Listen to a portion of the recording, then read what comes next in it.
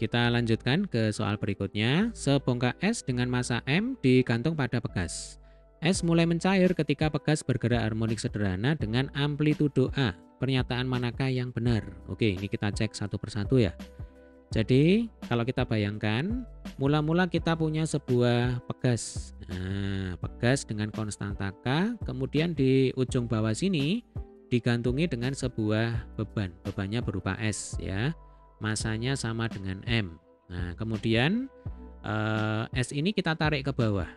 Ya, kita tarik ke bawah. Dengan amplitudo A terus dilepaskan.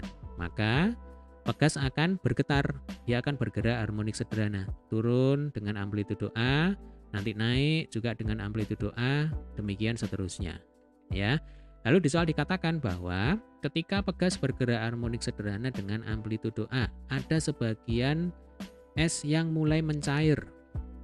Nah, berarti semakin lama massa es itu akan semakin berkurang. Ya, bisa bayangkan ya. Nah, apakah dengan massa es yang semakin berkurang ini yang pertama, kecepatan sudutnya meningkat?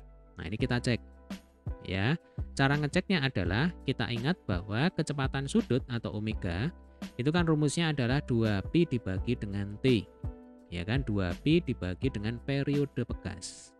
Nah, kebetulan di pernyataan yang kedua kita juga diminta untuk mengecek ini ya, apakah periodenya menurun. Nah, berarti yang kita cek dulu adalah pernyataan yang kedua. Masih ingat rumus untuk menghitung periode pegas ketika bergerak harmonik sederhana? Jadi T itu sama dengan 2pi akar M per K.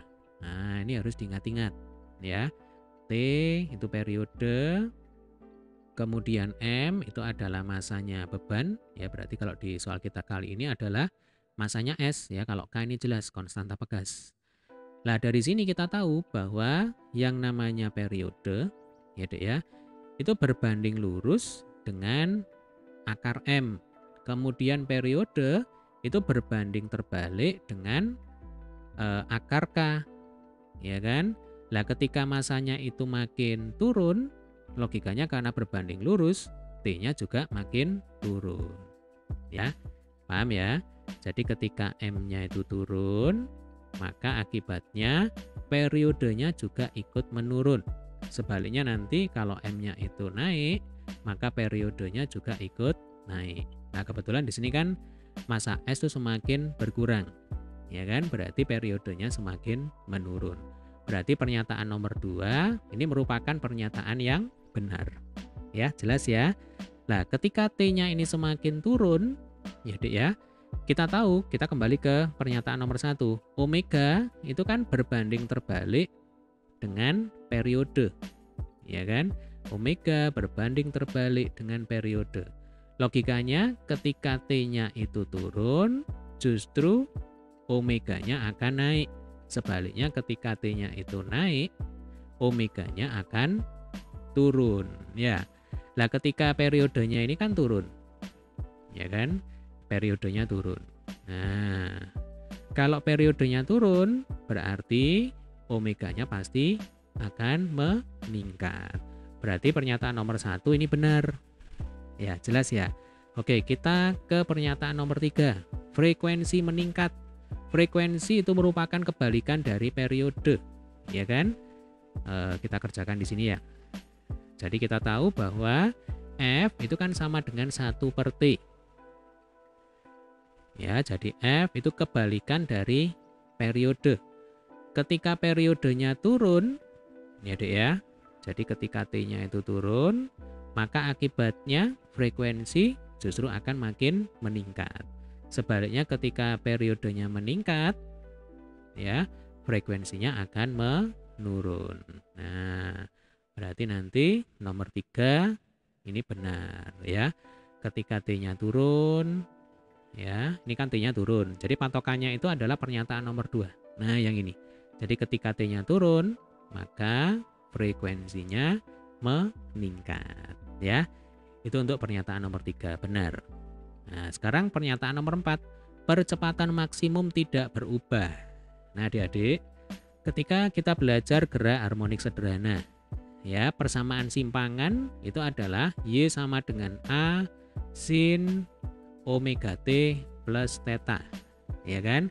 A itu amplitudo, omega itu kecepatan sudut, kemudian theta itu adalah sudut fase awal. Ya, Y itu simpangan. Kemudian kalau Y ini kita turunkan, ya Dek ya, nanti jadinya adalah kecepatan. Masih ingat, PY itu sama dengan A kali omega kali cos dalam kurung omega T plus theta. Nah, di video kali ini kita nggak bahas penurunannya, ya Dek ya, karena sudah kita bahas di video-video sebelumnya. Nah, selanjutnya kalau VY ini kita turunkan, jadilah percepatan. Ya kan? AY itu sama dengan min A omega kuadrat sin omega T plus theta. Nah, A omega kuadrat ini adalah percepatan maksimum. Ya, tanpa minusnya ya Dek ya. Jadi kalau minus itu hanya mau menunjukkan bahwa yang namanya percepatan itu selalu berlawanan dengan simpangan. Ya, ini juga sudah pernah kita bahas di video sebelumnya. Nah, jadi rumus percepatan maksimum itu adalah, ini nomor 4 ya. Nomor 4, rumus percepatan maksimum itu adalah A kali omega kuadrat. Ya, amplitudo dikalikan kecepatan sudut dikuadratkan. Nah, ketika omeganya ini meningkat, ya Dek ya, ini kan nomor 1 ya. Omeganya ini kan meningkat. Nah, yang ini. Maka logikanya percepatan maksimum juga pasti ikut meningkat. Ya, saya tulis ya. Jadi ketika omeganya meningkat, akibatnya percepatan maksimum itu juga pasti ikut meningkat. Sebaliknya nanti kalau omeganya itu turun, ya, percepatan maksimumnya juga pasti ikut turun. Nah, karena kebetulan di soal kita kali ini omeganya itu meningkat, ya Dek ya, di pernyataan nomor 1, maka percepatan maksimumnya juga pasti ikut meningkat. Nah, maka untuk pernyataan nomor 4 ini benar apa salah? Ini jelas salah. Ya, jadi percepatan maksimum tidak berubah, ini salah. Ya, karena kalau ada perubahan kecepatan sudut, percepatan maksimumnya juga pasti ikut berubah.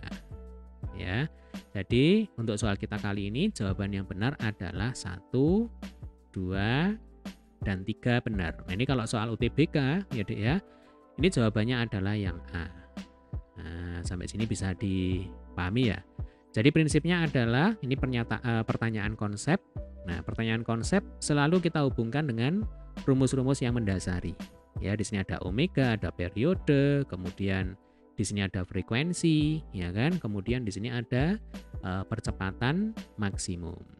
Baik, terima kasih telah menyaksikan video ini hingga selesai. Ya, jika ada pertanyaan, silakan tulis di kolom komentar. Sampai ketemu di video pembahasan soal berikutnya.